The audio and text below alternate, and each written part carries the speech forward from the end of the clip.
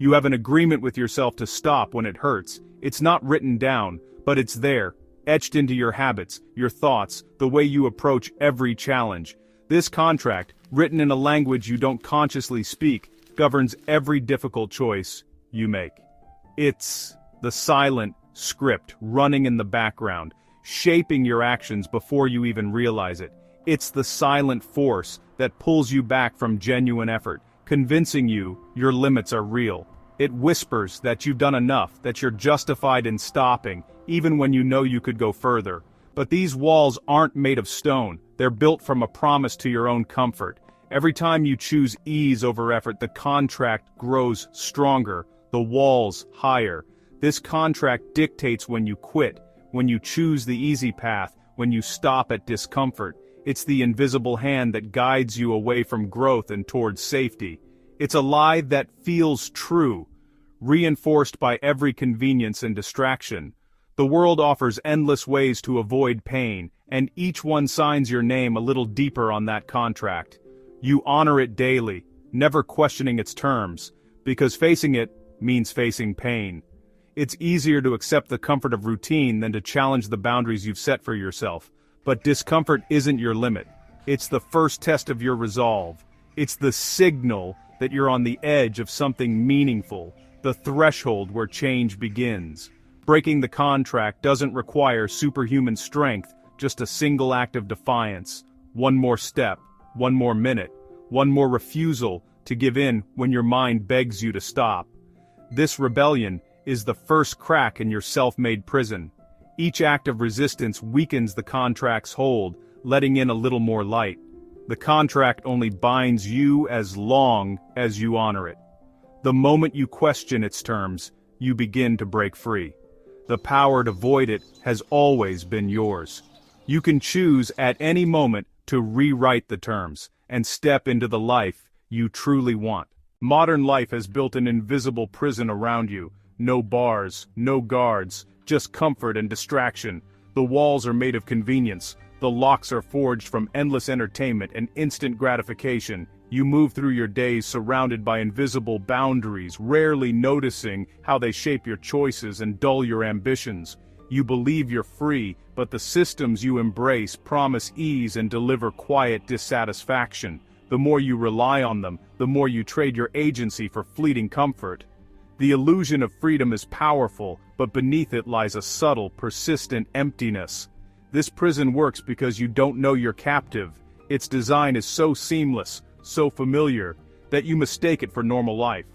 Society caters to your drive for pleasure and ease. Food delivered, entertainment on demand, social interaction filtered through screens. Every desire is met instantly, and every discomfort is quickly numbed. Every challenge is met with an easy solution, training you to avoid resistance. The smallest friction is smoothed away, and you forget what it means to struggle, to persist, to grow through adversity. Your tolerance for discomfort atrophies. The muscles of patience and resilience weaken from disuse, leaving you unprepared for real hardship. When you never wait, you lose patience. When you're never bored, you lose creativity.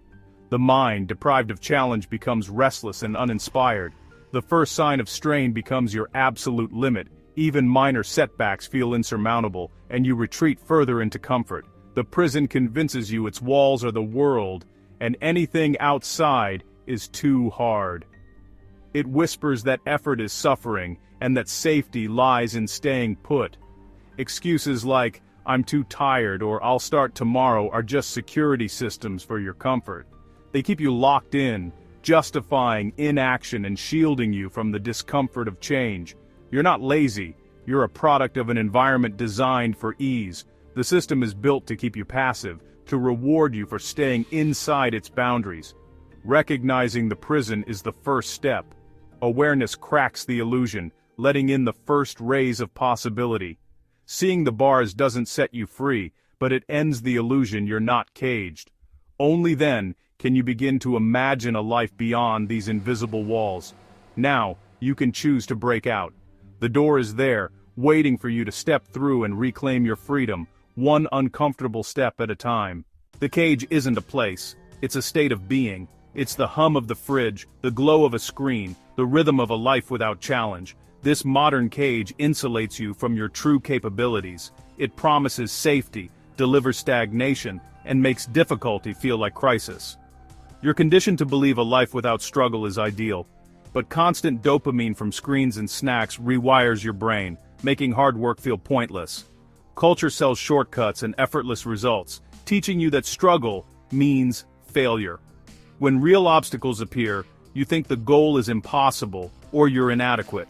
The cage teaches you, if it's not easy, it's not for you. You avoid hard conversations, abandon projects, and medicate boredom with distraction. You're safe, comfortable, and slowly suffocating. The door isn't locked, you choose to stay inside. Freedom is a step outside your comfort.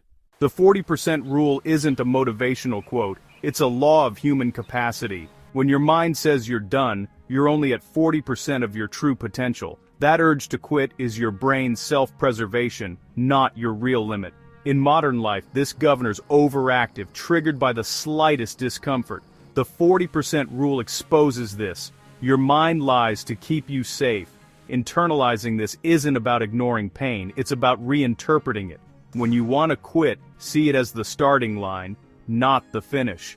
Real growth begins where comfort ends. This is where character is forged. Once you know this, every struggle changes. The voice that says stop loses its power. I can't is just a feeling, not a fact. The pain is an invitation to go further. The 40% rule unlocks the rest of your life. Accepting the 40% rule shifts your entire mindset. It's not about trying harder, it's about seeing effort and discomfort differently. When you know "I'm done" is a lie, you stop negotiating with it. The question becomes, how much further can I go? Workouts become explorations of your limits, not just numbers. When you hit resistance, you recognize it as the 40% mark and go further. This principle extends beyond the gym. Mental exhaustion, procrastination, even failure. You see struggle as the entry fee, not a stop sign. Failure becomes data, not proof of inadequacy. Your limit is flexible, not fixed.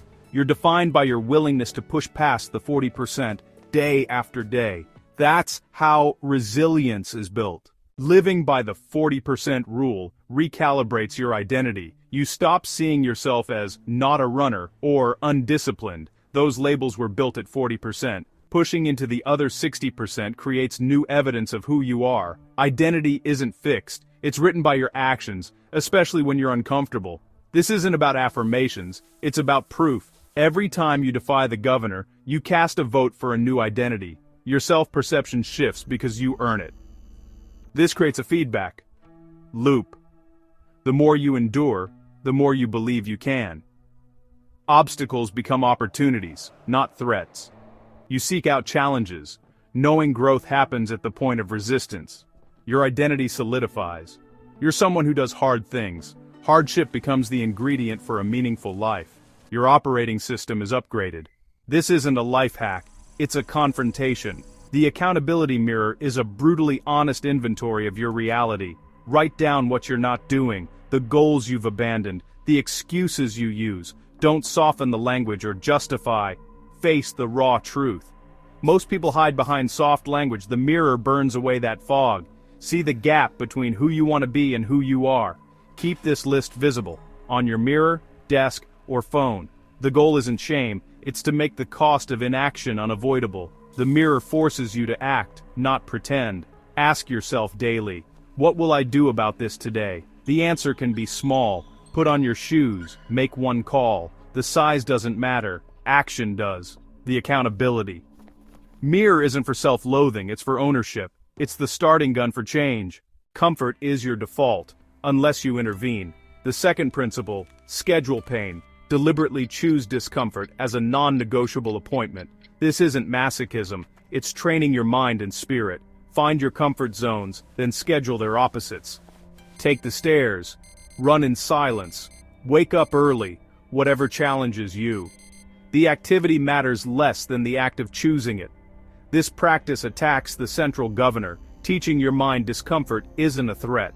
When you step into discomfort, you assert control over your impulses. Before you start, acknowledge the resistance, then act anyway. This is the moment of choosing action over feeling. By scheduling pain, you train the most important skill, mastering your mind.